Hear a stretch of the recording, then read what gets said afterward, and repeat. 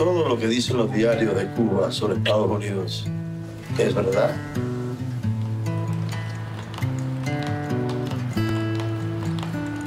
Ni todo lo que dicen los diarios de Estados Unidos sobre Cuba es verdad. La mejor manera es tener el coraje de viajar acá, poder tocar a la gente y mirarla a los ojos.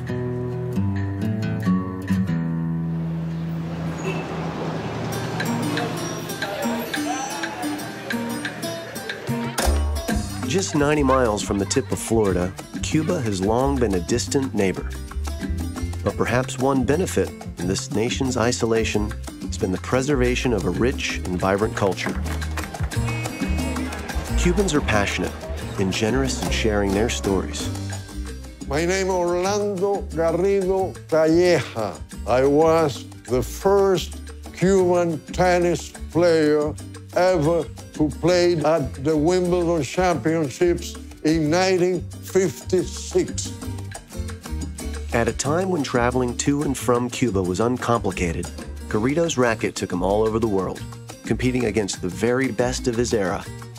But within 3 years of his Wimbledon debut, much had changed in his native land.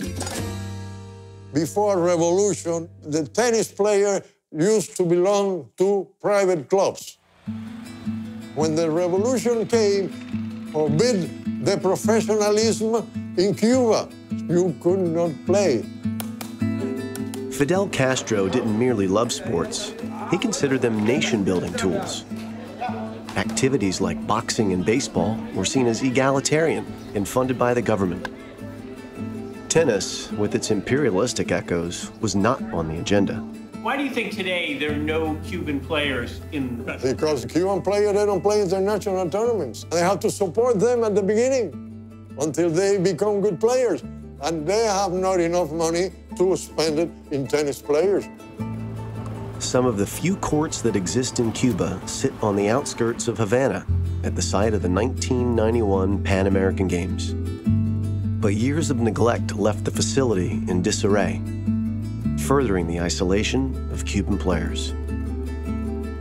The embargo really closed this place down. You've got to have string, you've got to have rackets, you've got to have shoes. 2 years ago, the US-based nonprofit Kids on the Ball arrived in Cuba. The goal? Using tennis to build a bridge between the two nations.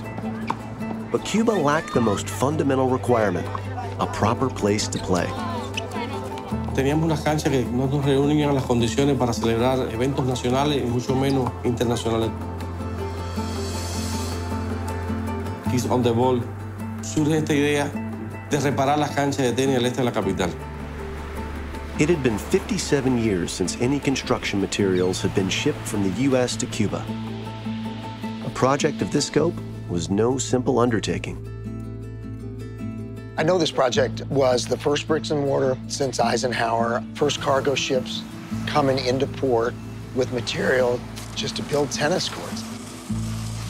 To have that done as the first opening of the two countries, I think that's inspiring.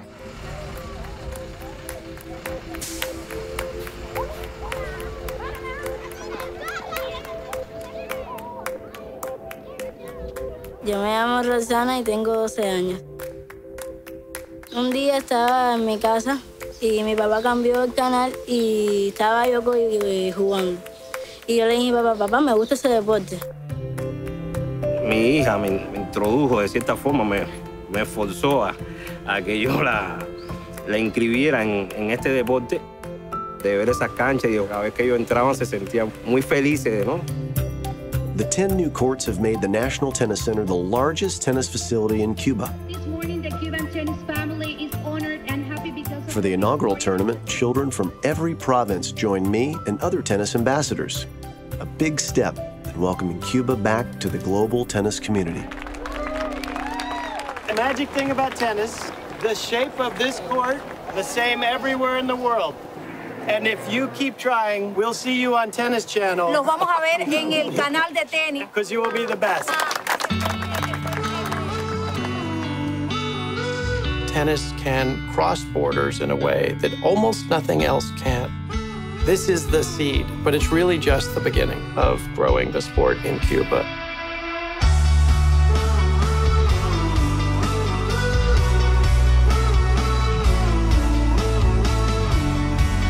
It was moving to know that in its own small way, tennis had helped open a door. Experiencing the culture moved all of us. A personal highlight was listening to the words of the legendary Cuban musician, Carlos Varela.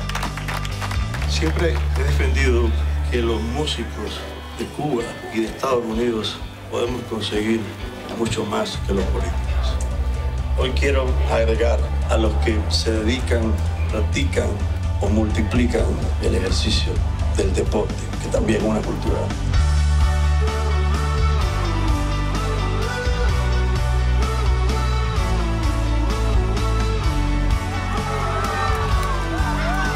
And so, the Cuban tennis journey continues. Passionate players, supportive fans. Will we someday see a Cuban play at Grand Slam events? I sure hope so.